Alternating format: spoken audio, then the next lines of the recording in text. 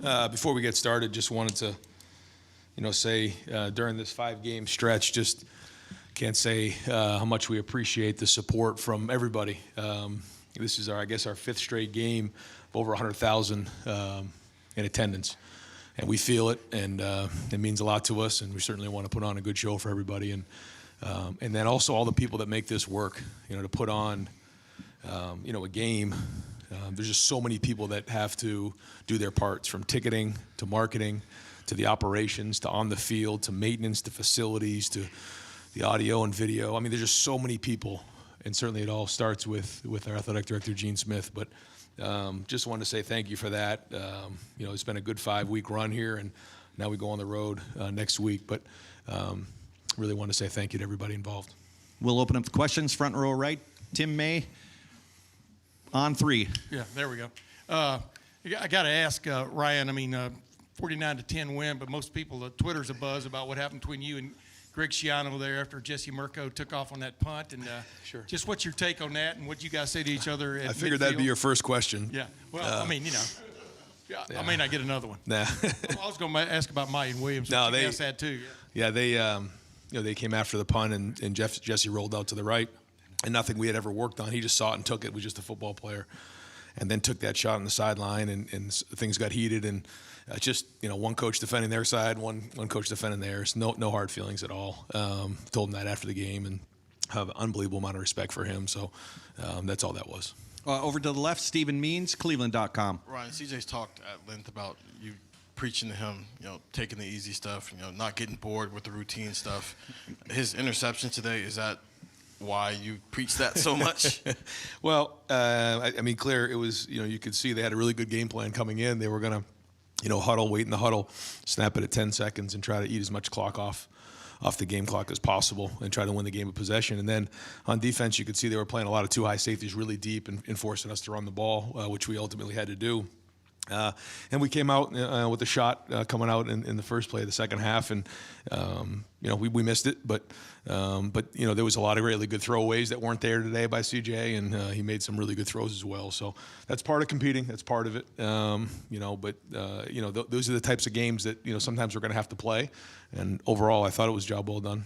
Over to the right, Nathan Baird, Cleveland.com. Can you just update the situation with Trevion? Was that related to what kept him out of the Toledo game a couple weeks ago, or I guess knocked him out of that game?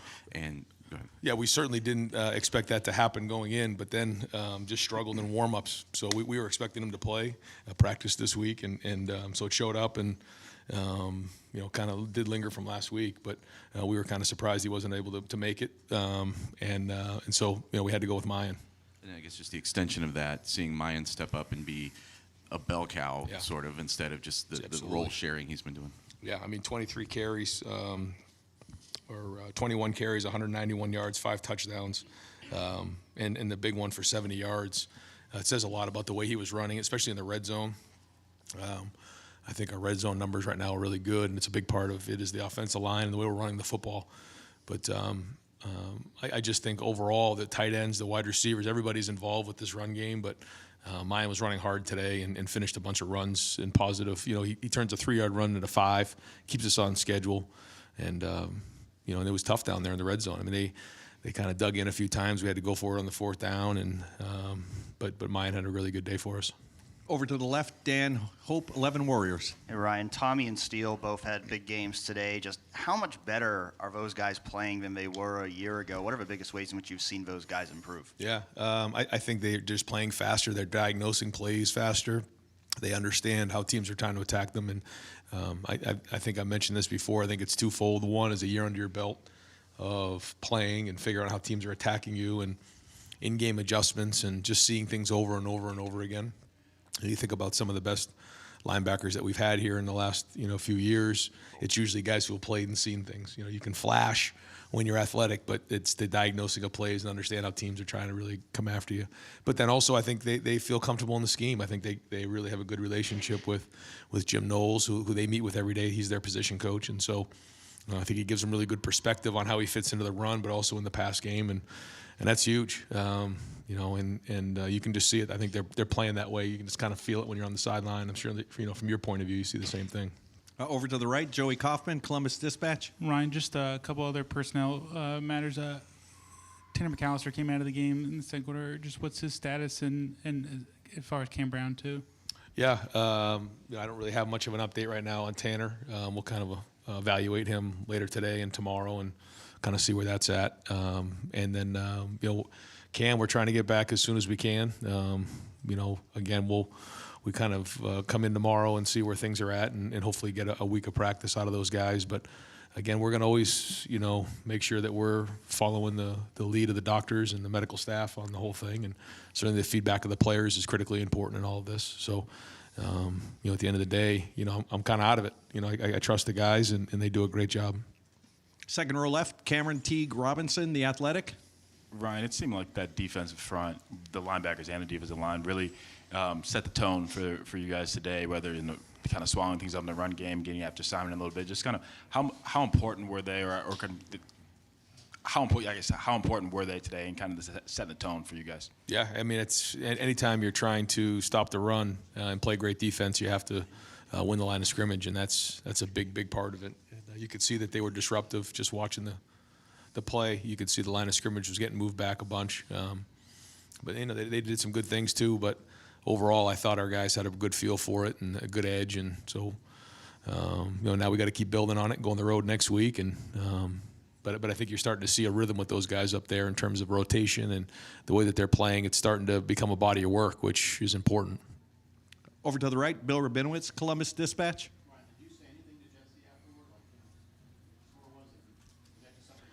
Yeah, I just grabbed him. I said, what happened, And he said, I rolled out to the right, and he goes, nobody was on me. I said, okay. Anybody tell you to do that? He says, no. I said, okay, we'll talk about that tomorrow. and just in general, I mean, it was a comfortable win, but did it feel clunky at times to you? I think it has to do with the way that, the way that they kind of went into the game, playing a lot of too high coverage, saying, all right, you're either going to run it for 5, and we're good with that. Or you're gonna have to take the throws underneath, and then on offense, running it, huddling, running 30 seconds off the clock every play and snapping inside of 10 seconds. So, what happens with that is on offense, we end up with 59 total plays. They ended up with 56. So just not a lot of football there. And even at the end in that fourth quarter, we're just kind of running out the clock and moving on. But still, 49-10, it's still a heck of a day. But in those type of games, you have to you're proud of the win. And it's hard to get style points when you're playing in that style of a game. And I think the one thing about our team is they're good with that. You talk to the guys on defense, they love it, but the guys on offense, it's not always the best, but they understand that winning's the most important thing. And if you start to get selfish or undisciplined, you can put yourself at risk in a hurry. And our guys know that it's important to make sure that we win, and we have to win different ways. Over to the left, Rob Aller, Columbus Dispatch. Ryan, you just kind of said it. Your offense, or at least your passing game's clunky, but you still score 49 points despite them playing you the right way. How do you stop you if you were on the other side? Is this the way to do it, or? It just depends. It depends on your personnel. It depends on what it is, and then we try to identify what's being done, and then we attack them in that area. If it's a too high structure, then we're gonna run the ball and control the clock, and that's okay. We're good with that. You can sit there and drop 8 every snap and say you're not going to throw the ball, or you can put a bunch of guys in the box and say you're not going to run the ball. That's why the balance is so important when you're playing, and this is a great example of that right here.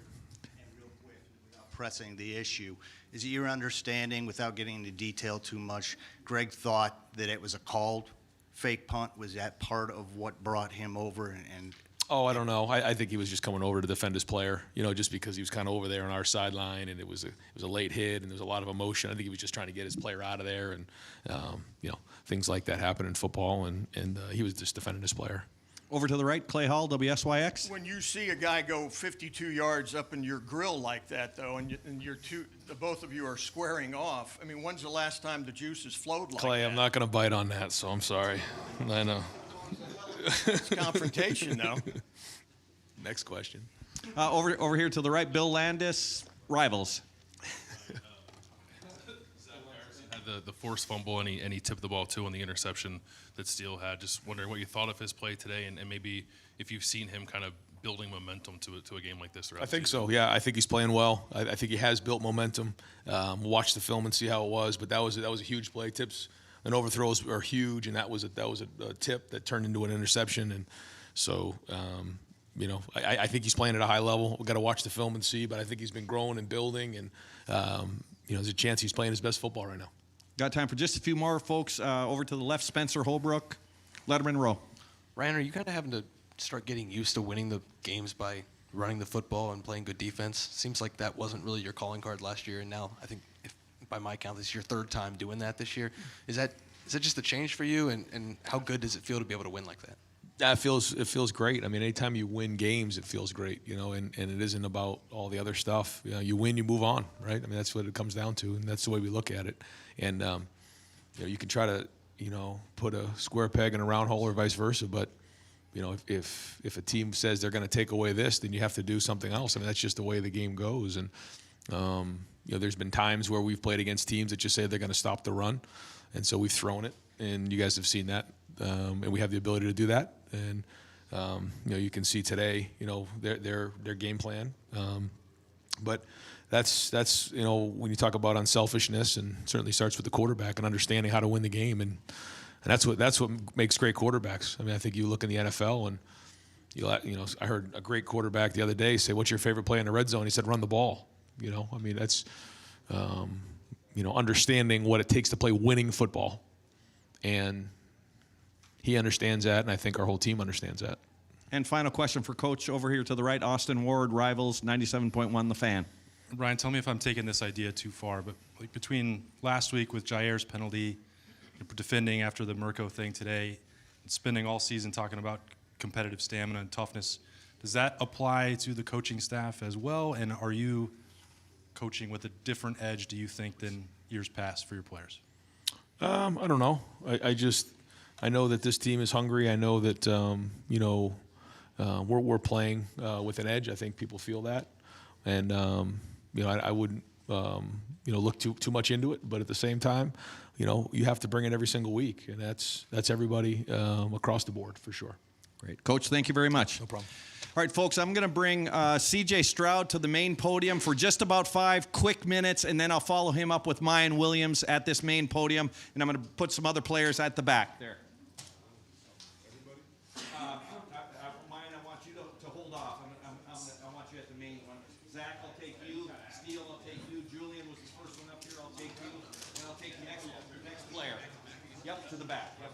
Thank you. Yes, sir. Thanks. Thanks, Steele. Jerry.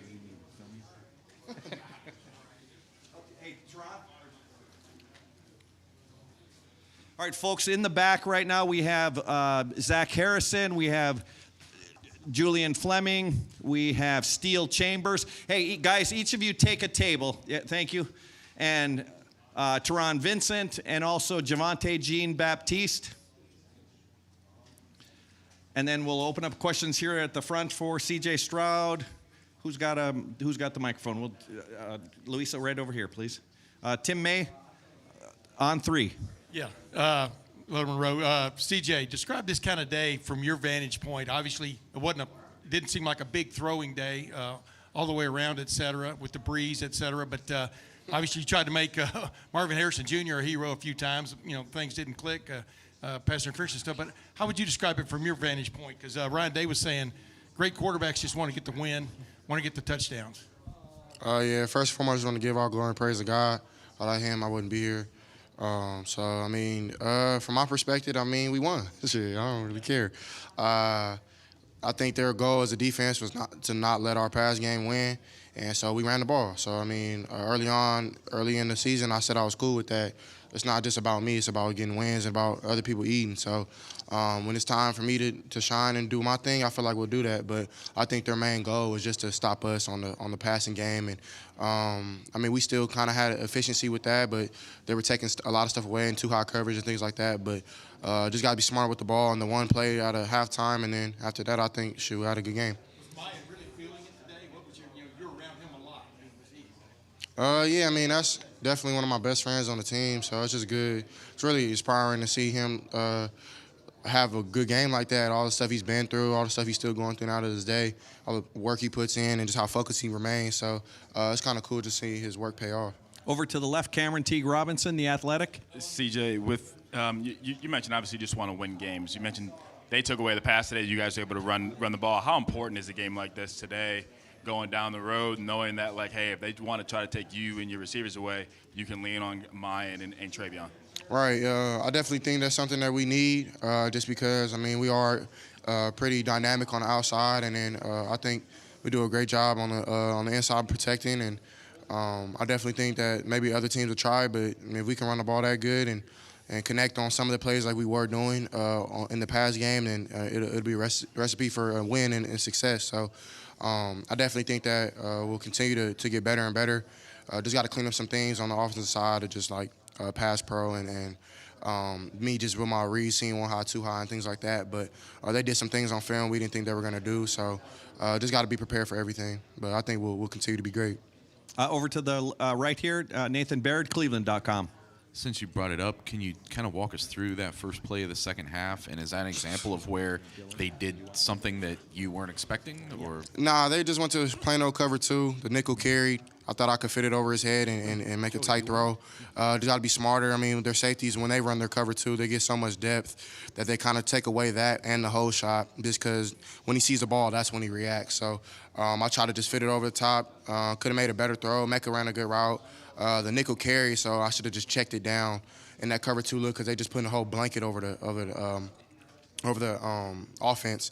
So I just got to be smarter right there. I know that coming into the season, I knew I was going to get a little bit of that.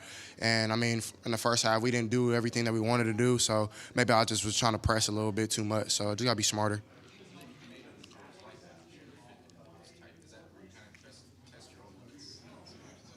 A little bit of both. I mean, I'm never going to put this team at risk, I feel, to try something that I don't think I can complete. I know for a fact I can complete that ball. I just got to be a little better. I just got to step into it a little more or something. I'm not sure. So, I mean, we'll get back to the drawing board, continue to watch film and get better. I mean, I think that's definitely this is a learning point. In the season, like, everything isn't figured out in any team in America, as you can tell around college football. So, I mean, there's nothing wrong with the Buckeyes. We're going to continue to be great. And we got two more questions for CJ. Over to the far left, Jeremy Birmingham, Rivals. CJ, did you learn your lesson about trying to celebrate with DeWand after Julian's touchdown? Because sort of got knocked over. But for real, in this season, you seem like the receivers have been rotating in and out, a lot of nagging injuries, stuff like that. Is it harder for you to get into a established rhythm during a game if you don't know who's going to be there, or if practices are different or anything like that? Not really. I mean, I built a good chemistry with everybody. I mean, the young guys even, like, they come out whenever we throw routes and stuff like that. So, I mean, sometimes just we're throwing the ball so efficiently that it's just a big surprise when you're not perfect every Saturday. So I get why maybe the question was asked. But, I mean, I feel like our rhythm was fine. It's just we didn't get a lot of plays on offense totally. I think maybe we got 50-something. They got 50-something too. So just in college football, it's not a lot of plays getting around like back in the day when it was just spread offense, tempo. So now we just got to be smart with our drives, and we only didn't score on one drive. So if you look at that, that's a really efficient day. You know what I'm saying? So I definitely think I could have made that throw on that third down too. If I could have stepped into it just a tad bit more. But yeah, I definitely think that we'll continue to get better. I mean, that's at the end of the day. When you look at games like this, like, what can you learn from? You can always learn from something in the game. So, I mean, we'll continue to have great rhythm. And, I mean, I think both run and pass has been great, so we'll continue to build. And final question over here to the right, Joey Kaufman, Columbus Dispatch. CJ, how hard is it for you in games where teams are really sort of focused on taking away the pass and sort of that deep stuff? I mean, it's not necessarily too hard. I mean, at the end of the day, as a quarterback, you just want to win. So, I mean, I'm not in it for my personal stats or nothing like that. It's not about me. It's about this team. There's so many great people on this team that have decided to come play at this great university, and it would be selfish of me just to do things that are unordinary or just dumb to put the team at risk. So I think just being smart is definitely just – I mean, I think that we just want to win.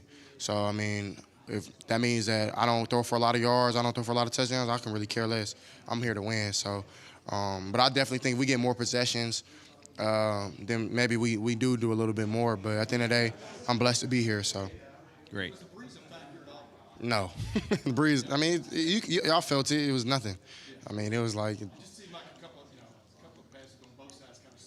Nah, none of my throws sailed. I just missed it.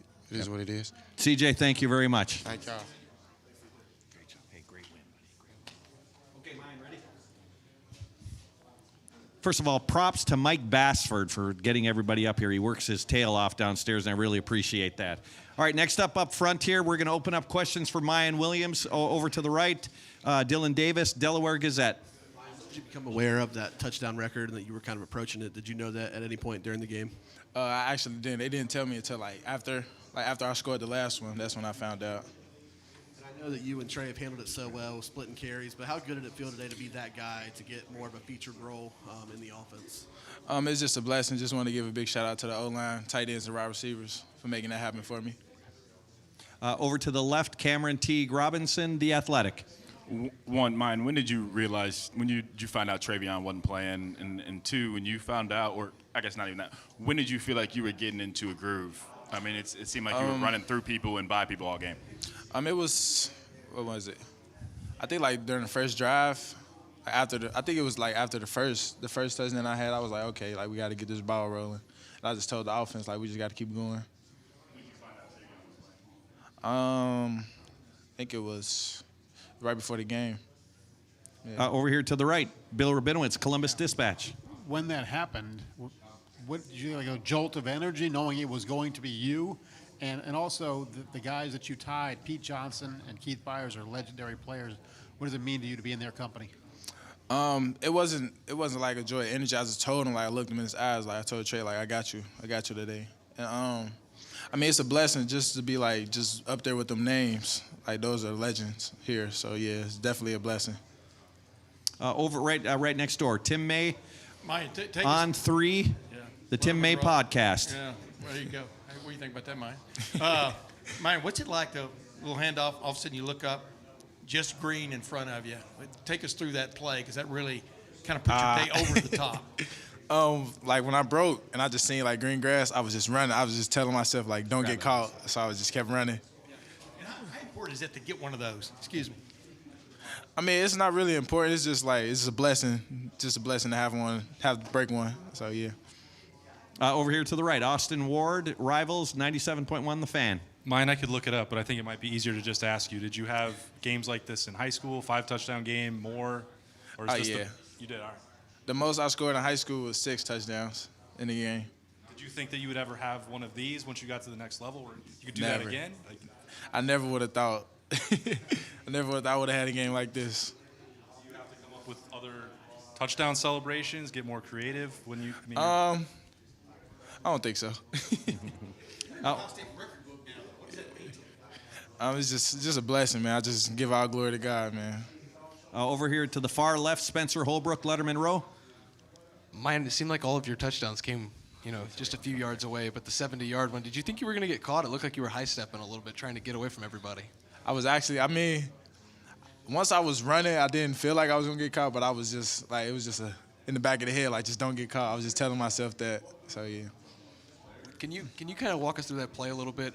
How did that unfold? When did you see the hole open up, and once you saw it, did you just know that you were gone? I ran, and then the safety had blitz, but I made him miss. So, after that, wasn't nobody else in front of me, so I just ran. And last question for Mayan up here in the front, Nathan Baird, Cleveland.com. Can you just sort of describe for the rest of us what you're seeing on the field from this offensive line and the tight ends and receivers in front of you, and just what they're doing right now to propel this run game? Just rocking off the ball and really taking their men and just driving them. So they're just doing a good job firming them up, just blocking. Great. Mayan, thank you very much. Congratulations on a great game. Thank you.